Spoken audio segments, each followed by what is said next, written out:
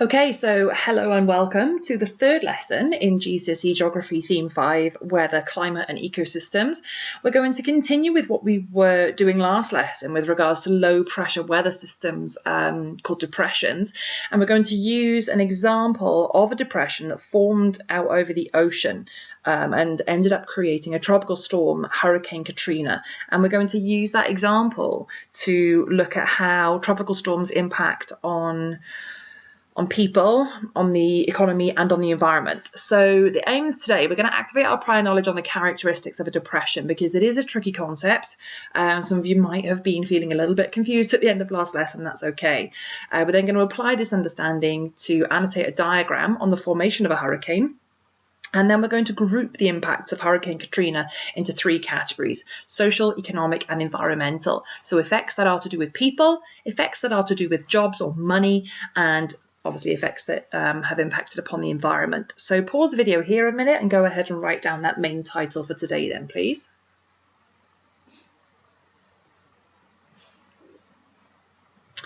Okay, so first off, this is what we talked about last lesson with regards to what a depression actually is. Weather, there are only two types of weather systems, high pressure or low pressure. Depressions are low pressure weather systems. They bring depressing weather, heavy rain, lower temperatures, high winds. They can happen in both winter and summer. And the main characteristics is that the air is rising. And that is why it is called a low pressure system, because the air is rising away from the Earth's surface. So it creates an area of low pressure at the Earth's surface. And this rising air is what creates the clouds and the wind rushing in to fill that low pressure gap. Don't write this down again. It's just a quick review, as is this diagram. Okay, so last lesson we discussed that if this was the Earth's surface, okay, some areas feel cold, we call that the cold air mass, some areas are warm and some areas are cold, and so on and so on. And if an air mass has a low temperature, it's a cold air mass. If it has a warmer, higher temperature, it's a warm air mass. Now, where the air in these two air masses meets, it doesn't mix. It clashes on what we call a front. The boundary between the warm air and the cold air is called a front. Okay, so this is a front, this is a front. All right, and the air rises up that front. The warm air rises, the cold air rises as well. It spirals as it does so because of the rotation of the Earth. It's called the Coriolis effect. And rising air, as we know, makes cloud, and cloud brings rain. So depressions bring rain because the air is rising where the warm and cold air clash at a front. Add to that the gap that's created where the air is rising.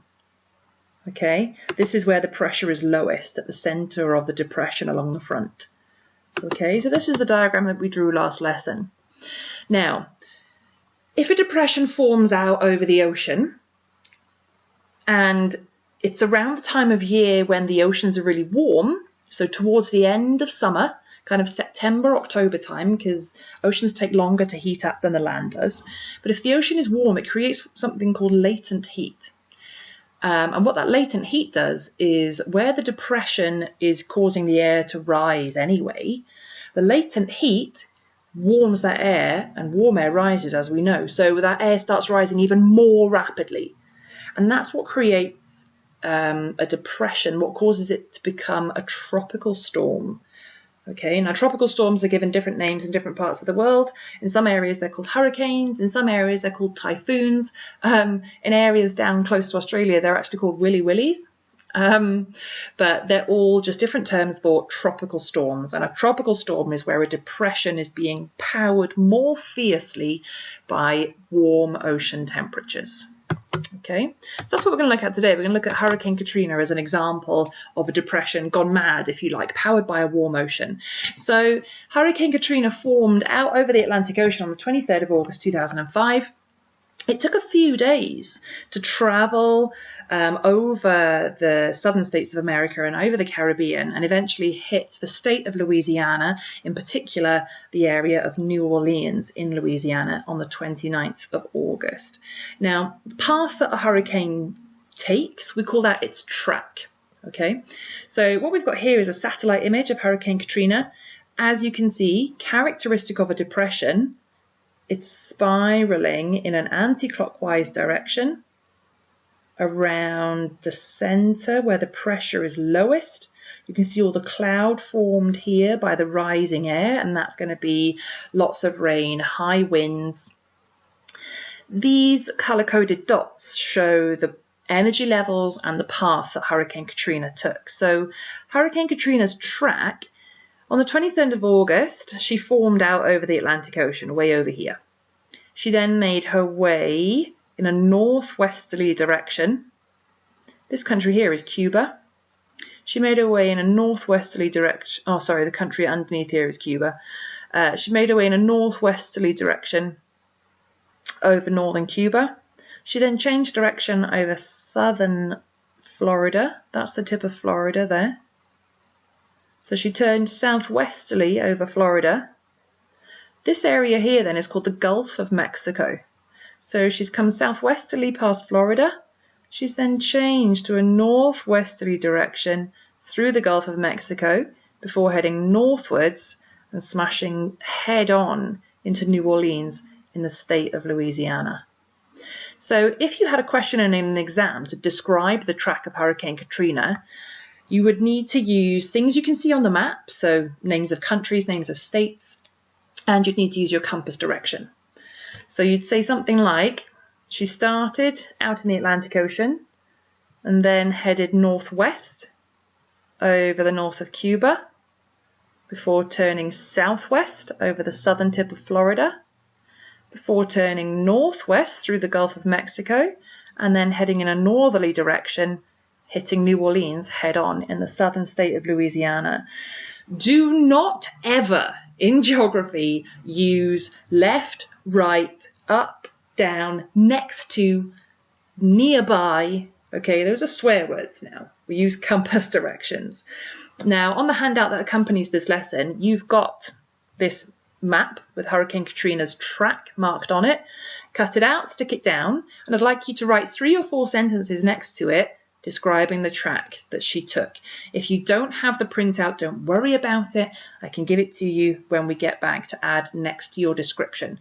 But I'd like you to write a few sentences now, pause the video, about the track that Hurricane Katrina followed.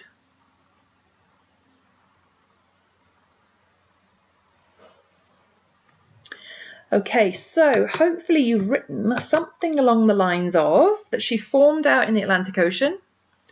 She then moved northwest over Cuba before heading southwest past Florida, northwest through the Gulf of Mexico, and then up hitting New Orleans head on. Oh, I said up then, didn't I? Before heading north, hitting New Orleans head on.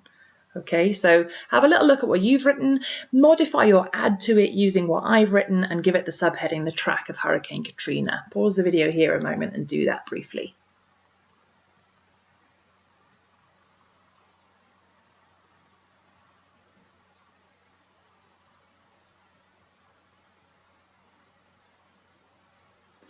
Okay, so if we move on to, well, how is a hurricane actually created?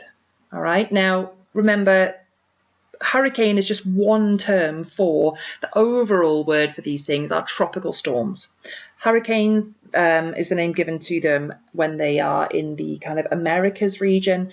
Asia tends to call them typhoons, and like I said, down in Australia, they refer to them as willy willies, but the overall term is tropical storms. I'm going to keep using the word hurricane because we're using Hurricane Katrina as an example, and Katrina hit America, so she's referred to as a hurricane. So don't draw or do anything just yet. I just want you to listen to start with, and then I'll pause the video so you can make your own diagram in your book. Right then, here's our sea. Here's the ocean. In this case, it would be the Atlantic Ocean. The sea surface temperature needs to be above 27 degrees centigrade, and that needs to be for a certain depth below the sea surface as well. And this warm surface ocean temperature, we call it latent heat. What that latent heat does is it warms the air up next to the ocean surface. Now, as we know, warm air rises, so that air starts to rise really quite rapidly because of the warmth from the ocean. And as it rises, it creates a gap of low pressure, just like when a depression forms on the land. So that low pressure gap draws in air from around it to fill the gap. But of course, then that air gets heated by the latent heat as well and also rises. So you've got this continual drawing in of the surrounding air into the low pressure area, and then that air being driven to rise by the latent heat. This happens so rapidly in the case of hurricane formation, you can create winds of up to 200 kilometers an hour or sometimes higher. As that air is rising really rapidly, it's then away from the warm ocean, so it will cool and the moisture in it will condense to form clouds. So that's what brings the heavy rain. At this stage, once you've got a certain level of cloud and a certain level of wind speed, it's now labelled as a tropical storm. We're talking up to 13 kilometres in height and up to 300 kilometres across. So these things are pretty massive weather systems. Now, because the air is spiralling, think of it like a column of spiralling air going from the ocean surface at the bottom to the upper layers of the atmosphere at the top. This spiralling column of air creates suction. What it does at the top is it will suck down cold air from the upper atmosphere. And that sucking down of air in the centre of the spiral, sinking air, remember, can't make clouds. So you end up with this little cloudless circle in the middle of the spiral, and that's called the eye of the storm. The spiraling column of air also creates suction at the bottom, and what that does is it kind of sucks up the sea's surface, creating like a bulge of ocean called a storm surge. Pause the video here a minute and make your own version of that diagram in your books, including the annotations. Take plenty of space. You're going to want at least half a page to do this.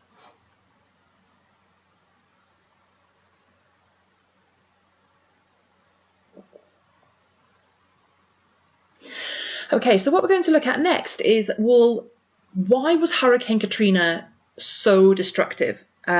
We get tropical storms forming quite often these days because climate change means that our atmosphere is warming up, and that also means that our oceans are warming up, and it's warm oceans that drive and create hurricanes and tropical storms. So climate change is meaning that tropical storms are happening more often and they're stronger than ever. But Hurricane Katrina was particularly bad, not only because of natural causes, the latent heat from the Atlantic Ocean, but because of where humans had chosen to build New Orleans itself. So what we're going to do is we're going to focus in on, I've just put this map here to give us our perspective. So this is the United States, this is the state of Louisiana, here's the Atlantic Ocean and the Caribbean area. There's Florida, we were talking about earlier. So there's the town of New Orleans. So it's right on the very southern coastline of the state of Louisiana. We're going to zoom in just on this area. So we'll see in the map that I'm about to show you the coastline here and this area of land here. All right. So what factors made the impact of Hurricane Katrina worse? So you can see here, this red square is showing you the area that is being represented by the rest of this map. So it's like we've zoomed right in, okay? So this here, this is the Gulf of Mexico. This is the coastline, all right? And you've got lots of wetlands here that are home to really dense populations of wildlife. Lots of birds, lots of alligators, things like that. So this area here is very, very low lying. It's very close to sea level. First problem. Because if you're right down close to sea level, when that hurricane creates the storm surge, when it sucks up the sea level a little bit higher, when the hurricane drags that storm surge towards the land, that storm surge is just going to splosh onto that really low lying area and cause lots of coastal flooding. The next problem we've got is where they've chosen to build the town of New Orleans, right here, there is a massive lake to the north, Lake Pontchartrain, and to the south is the Mississippi River. In fact, I think the Mississippi is the widest river in the world. Okay, so you've built a town right in the middle. So when it rains, you've got potential flood risk from the north if the lake overflows, and you've got potential flood risk from the south if the Mississippi River overflows. So you're close to sea level, storm surge is going to mess you up. You've then got flood risk from the north and south if heavy rain causes the lake or the river to overflow. In addition, to be able to build the town of New Orleans here, what they actually did, I mentioned that a lot of this is wetland area. To make the ground stable enough to build on when it's already quite saturated, they actually dried it out. They drained a lot of the water out of the area. Now, when you dry out the soil, it shrinks and drops down a bit. So again, you've now caused the level of the land to drop slightly. And the lower the land, the easier it will flood. Okay. They also, to be able to trade more easily, with shipping coming in from the Gulf of Mexico, they built a couple of canals that run from the Gulf of Mexico directly into the town of New Orleans, so that larger ships could trade back and forth. And that's a lot of what New Orleans economy relies on, actually. A lot of shrimp boat fishing and a lot of importing and exporting out of the Gulf of Mexico using those canals. Now, that's all well and good until, if the hurricane is coming in this way, dragging the storm surge with it, what the canals will essentially do is funnel the storm surge water straight towards the town. So you've got a combination of factors here, both natural and man-made, that combined to make the impact of Hurricane Katrina far worse. What I'd like you to do is put a subheading, what factors made the impact of Hurricane Katrina worse? And I'm going to put some annotations on this map that I just want you to write down as bullet points underneath this subheading. Okay, so the first bullet point, that's highlighting the Mississippi River, highlighting the Gulf of Mexico, highlighting the lake. That yellow area is the town of New Orleans itself. So your first bullet point, New Orleans is built between the lake to the north and the river to the south. They are going to overflow if there's heavy rain brought in by a hurricane. Second bullet point, the marshy wetland was drained to be able to build on it. And as it dried out, it shrunk to below sea level. And that is going to make it a lot easier to flood. The city also has a couple of canals which were used to transport goods by ship, but there's little red lines highlighting the location of the canals.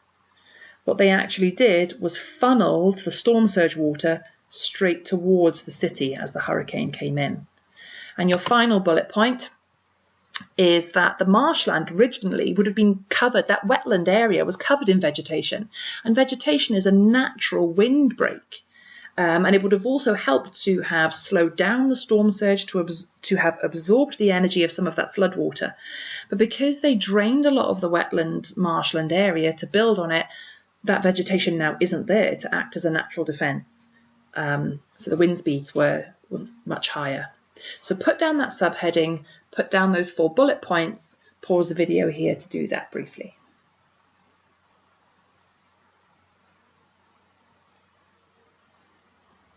Okay, so the final thing to look at is, well, clearly this was a natural disaster of epic proportions.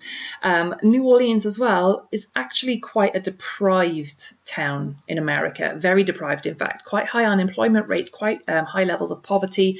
There's a lot of ethnic minority, Black American communities here that really struggle to get by. Their quality of life is quite low. Their standard of living is quite low. So when you get hit by a natural disaster like this, it really hits hard. So here's some images to illustrate the impact. You can see here, this is a sporting stadium, and you've got the main highways here, and you can see the level of floodwater that was left by the storm surge. This image was taken a couple of days after the hurricane actually hit the area. You can see that this floodwater just isn't draining away naturally because it's so low lying below sea level. It just kind of pooled all the floodwater from the storm surge. It wasn't draining away by itself. This is one of the oil rigs out in the Gulf of Mexico. The Gulf of Mexico is a massive oil rig drilling area, actually. You might have seen the film Deepwater Horizon. A British petroleum oil rig exploded in the Gulf of Mexico, and there was giant oil leaks for over a month. So you can imagine in this case, I think it's something like over 30 rigs in the Gulf of Mexico were either damaged or completely destroyed by the hurricane. So on the one hand, that's going to affect American oil exports across the whole of the USA. Not just the economy of Louisiana, but the economy of the entire United States. That's also going to impact on job losses as well if people were working on these rigs. From an environmental point of view, you're going to get oil leaks as well. and that's going to contaminate the marine ecosystem in the Gulf of Mexico. High winds, the debris that the winds were able to carry, when you're talking about winds of that kind of power, you can see flooding. Whole homes have been moved by the flood water, massive levels of damage to personal homes as well as businesses. And that's going to mean that people are very stressed. That lowers your quality of life. It's going to mean that people have lost jobs. They've got no way of paying their bills, keeping the roof over their head. That's going to affect your standard of living. There's the lake in the north and one of the canals running down here under the floodwater. You can see the bridges were destroyed as well. And if the transport links are destroyed, people couldn't evacuate after the disaster when their homes have been destroyed, and help can't get in either. The emergency services are going to struggle to get to those that are injured, and that's going to increase the death toll. Another side effect as well was the infrastructure. All of the networks that power the city, your electricity, your internet, your sewage pipes, your water pipes, they were all damaged as well. So power cuts are going to mean that rescue equipment won't function, hospital equipment won't function. That's going to put your death toll up. The flood water will have washed all the sewage out of the underground pipe networks, all of the petrol and chemicals out of the underground pipe networks. That's going to contaminate the drinking water. That's also going to contaminate the farmland. So crops will fail and farmers will lose money. People could starve in the long term if that year's crops fail. The force of the wind and the storm surge coming in as well would have torn habitats apart. So you've got massive impact on the economy in terms of job losses and the cost of repair. You've got massive impacts on people in terms of losing their homes and how stressful that is, but also long term, trying to then reinsure your homes. Home insurance will go through the roof. Your bills are going to be so high that that could affect your standard of living. You're not going to have much disposable income. It's all very stressful as well, so that's going to lower your quality of life. And the impact on the environment also. All of this contaminated water everywhere, all of this salt water everywhere. So the final thing to do, we're going to talk about the effects, okay? And I'd like you to categorize them into social, anything that affected people losing their homes, people being stressed, people being upset or loss of life. Anything environmental and anything economic. So economic is anything to do with people being able to earn money or the amount of money that the area has. Now, I'm going to just give you a load of facts and figures and impacts. Now, they're written down in note form with little dashes, which is absolutely fine for you to copy it that way as well. But what I'd like you to do is put the subheading, what was the social, environmental and economic impact of Hurricane Katrina? And I'd like you to try and pick out 2 or 3 of each and write them down as bullet points under that subheading. So, for example, 1.3 million acres of forest destroyed, habitats lost, species numbers decline, that would be environmental. Health hazard from sewage and petrochemicals washed out of underground pipes, diseases spread. That would be social. That's going to make people sick and it would affect their health. Deaths would be social. Anything that's to do with money though. So for example, 30 oil platforms damaged or destroyed in the Gulf of Mexico. Economy loses money, harder to rebuild. I'd put that down as an economic impact. So try to pick out 2 or 3 of each, write them down as bullet points into your book. Go ahead and do that now, please.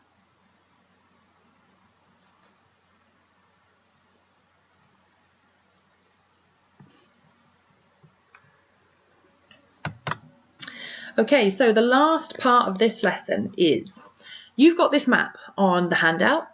As usual, if you've got it, great. Cut it out and stick it down. I've added 2 extra things to it that I'll come to in a minute. If you don't have this, don't worry. Leave probably about 10 lines worth of space. That's the kind of size it's going to be. And I'll give it to you when we get back. You can stick it in. I'd like you to try 3 exam style questions linked to this map. It's very common that they will give you a map or a source of some kind and ask you questions based on it. The first question is describe the location of tropical storm formation. Now, you'll see on the key, the orange areas are the areas where tropical storms form. They don't form all over the world. They only form in a certain band. Describe is the command word in this question. What does describe mean? You remember sitting in class and we all go, say what you see. So do not use any words like because or this means in this answer. You're just trying to make 2 or 3 points about the location of tropical storm formation. Now I've added on the Tropic of Cancer in the north and the Tropic of Cancer in the south, either side of the equator, to help you perhaps reference those in this question to describe where tropical storms tend to form. The next question is explain the location of tropical storm formation. Now think back to when we did the atmospheric circulation. Tropical storms are driven by warm oceans. So why? Use your explaining words. It's an explain question. Why do tropical storms only tend to form in a band around the Earth where they do? Now the final thing, more people are at risk from tropical storms now than in the past. Explain. This is linking to wider concepts. If tropical storms are driven by warm oceans, why are they becoming more of a problem now than ever before? And also, why might there be more people affected by them than ever before? I've only put that down as a 3 marker. To be honest, there'd probably be more like a 4 in a real exam. Pause the video here. Cut and stick the map if you have it, otherwise leave a space. You can either copy out the question and answer in more of an abbreviated form underneath, or you can just go straight into answering in a full sentence. So for example, for the first one, a full sentence would be tropical storms tend to form blah, blah, blah, blah, blah. Okay, and then an example of a full sentence for the second one would be tropical storms form in these areas because. Okay, up to you. Copy the question and answer, or just go into a few full sentences. Totally your choice. Pause the video here and give it a go, please.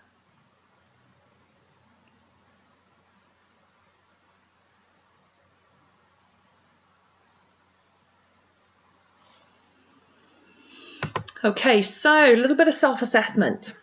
First question was a describe. You just got to say what you see. They form along the equator between the tropics of Cancer in the north and Capricorn in the south. You get a mark for mentioning the equator, a mark for mentioning the Tropic of Cancer, and a mark for mentioning the Tropic of Capricorn. Why do they tend to form in a band around the middle of the Earth then? They form in this region because the climate is warmer around the equator. There's another mark. There's a mark, sorry. Heating the oceans. There's a mark. Latent heat. There's a mark. Okay. Now then, more people are at risk from tropical storms now than in the past. Explain. Climate change is causing global temperatures to increase. There's your first mark. This creates warmer ocean temperatures, which means more latent heat. There's another mark, which means tropical storms happen more often and are more powerful. There's another mark. In addition, global population is increasing rapidly, which means there are more people living in areas at risk of tropical storms. If you've only talked about climate change, you can only have 2 out of 3 there. If you've also mentioned population growth, then that's your 3 out of 3. Those are the 2 real challenges facing humanity at the moment, is climate change and population growth. Yes, we've got the plastics problem. Yes, we've got lots of other issues as well. But those are 2 wider concepts that are always really good to keep in the back of your mind when answering higher marking questions. Like I said, really that potentially could have been a 4 marker or perhaps more even. So go back to your answers. Amend or add anything you need to amend or add. Preferably if you've got a red pen at home, that'd be great because we use red pen for self-assessment. If not, don't worry about it. Just use whatever pen you've got to hand. Okay, and that is the end of lesson 3. Well done. We focused on low pressure weather so far, and I've mentioned here and there that the only other type of weather system is high pressure. That's what we're going to go on to next, and you'll be pleased to know it's far more straightforward than low pressure. There are no fronts, there are no clouds. It's basically the opposite of a depression. All right, so as usual, any questions or queries or worries that you have, drop me an email. Otherwise, I'll see you in lesson 4.